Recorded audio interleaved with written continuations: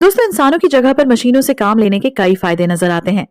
सबसे बड़ा फायदा तो किसी संस्थान को इंसान की जगह टेक्नोलॉजी, कंप्यूटर और रोबोट को लगाने का यही दिखता है कि इससे उनके पैसे की बचत होती है। कोई भी रोबोट बिना किसी पैसे या बेनिफिट्स के 24 घंटे और हफ्ते के 7 दिन काम कर सकता है। इसके अलावा उसका काम तेज स्पीड से होता है और उसमें इंसानों के मुकाबले गलतियां भी कम होती हैं। कंपनियों में काम करने वाले एम्प्लॉयज को भी रोबोट से फायदा मिल सकता है, क्योंकि वे रेपिटेटिव, मोनोटोनस या रिस्की टास्क्स को आसानी से परफॉर्म कर सकते हैं और इसके साथ ही ज्यादा एक्साइटिंग टास्क्स पर अपना फोकस कर सकते हैं। पर इसका जो दूसरा पहलू है वो बहुत प्रॉफिटेबल यानी लाभदायक नहीं दिखता है। रोबोट्स और कंप्यूटर्स ने इंसानों की कई ऑक्यूपेशंस की जगह पूरी तरह से लेनी शुरू कर दी है, क्योंकि हाल के सालों में उनमें ऐसे ऐसे एडवांसमेंट्स किए गए हैं कि कई कामों में वो इंसानों से भी बेहतर परफॉर्मेंस दे सकते हैं और उनकी कैपेसिटीज भी ज्यादा होती हैं। इसके कारण कई जॉब्स भी खत्म होती जा रही हैं। आपने शायद ध्यान न दिया हो कि पहले आपके मोबाइल पर टेलीमार्केटर्स की जो कॉल आती थी उसमें कोई ना कोई इंसान आपसे बात करता था। वो लड़का भी हो सकता था और लड़की भी। पर अब टेलीमार्केटर्स की जितनी भी कॉल आती हैं उनमें से ज्यादातर ऑटोमेटेड होती हैं। कंपनीज को भी आसान लगता है कि इंटीग्रेटेड वॉइस रिकग्निशन और स्पीच सिंथेसिस टेक्नोलॉजीज का इस्तेमाल कर दिया जाए और काम खत्म। आप खुद किसी कंपनी के टोल फ्री हेल्पलाइन पर फोन करते हैं तो भी ज्यादातर कोशिश यही होती है कि आपकी प्रॉब्लम इंटीग्रेटेड वॉइस के जरिए ही हल कर दी जाए। हालांकि इसका दूसरा पहलू यह भी है कि बार बार कमांड देते देते लोग थक जाते हैं और खींच उठते हैं। एक और बात हो सकती है कि आपने गौर न किया हो, वो ये कि धीरे धीरे बड़े होटल अब रिसेप्शनिस्ट को हटाते जा रहे हैं और ऑटो चेक इन्स को बढ़ावा दे रहे हैं।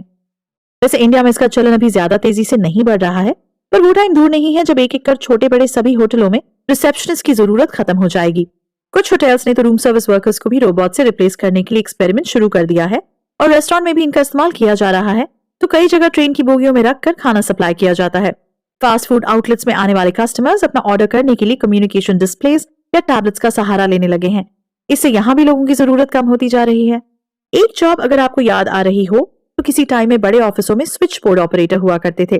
टेलीफोन एक्सचेंज में तो स्विच बोर्ड ऑपरेटर होते ही होते थे। दरअसल पहले फोन कॉल करने के लिए ये जरूरी होता था कि जब आप कोई नंबर डायल करते थे तो दूसरी ओर कोई ऑपरेटर मौजूद होता था और वो फिजिकली प्लग को दूसरे जैक्स में डालता था, जिससे आपकी कॉल उस पर्सन को डायरेक्ट हो जाती थी जिससे आपको बात करनी होती थी। इसके लिए आपको ध्यान दिला दें कि ट्रंक कॉल बुक करने पर टेलीफोन एक्सचेंज में ये काम स्विच बोर्ड ऑपरेटर करते थे। तो बड़े ऑफिसों में अपनी पसंद के व्यक्ति से बात करने के लिए आपको उसका एक्सटेंशन नंबर याद रखना पड़ता था। लंबा टाइम हो गया है जब ह्यूमन ऑपरेटर की जरूरत ही मशीन ने खत्म कर दी। आज के टाइम में कंप्यूटर के पास इतनी पोटेंशियल है कि वो सभी तरह की स्विचिंग को हैंडल कर लेता है।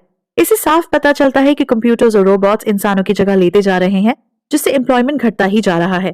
इसके कई और एग्जाम्पल हैं। असेंबली लाइन और फैक्ट्री वर्कर्स की जगह पर भी अब कंप्यूटर और रोबोट्स तैनात किए जा रहे हैं और ये कोई आज से नहीं है।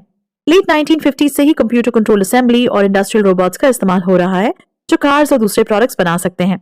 तरह तरह की लाखों चीजें अब आसानी से और सस्ते में बनाने के लिए ज्यादातर मेजर इंडस्ट्रियल जॉब्स आज रोबोट्स पर डिपेंड है।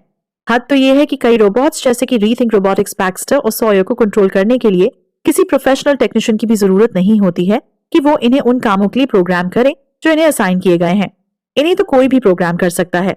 इसको देखते हुए अब और भी ज्यादा फर्म्स ऐसे रोबोट्स को अपनी टीम में शामिल करती जाएंगी, जिससे उनके ऑपरेशन स्मार्टर तो होंगे ही, एक्सपेंसिव भी नहीं होंगे। कैशियर्स की भी जॉब एक ऐसी ही जॉब है जिस पर मशीन ने कब्जा कर लिया है। मॉडर्न टाइम में आप किसी भी सुपरमार्केट स्टोर में जाएं, खुद ही सब कुछ कर सकते हैं।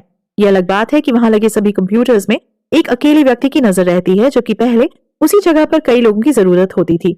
ऐसे ही बैंकों में काम करने वाले टेलर्स और क्लर्क्स के साथ भी हो रहा है।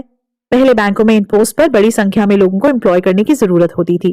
आज के टाइम में एटीएम ने बड़ी संख्या में ऐसे ह्यूमन बैंक टेलर्स को रिप्लेस कर दिया है, क्योंकि ज्यादातर एटीएम में किसी भी टाइम पर पैसा जमा करने और निकालने की सुविधा होती है।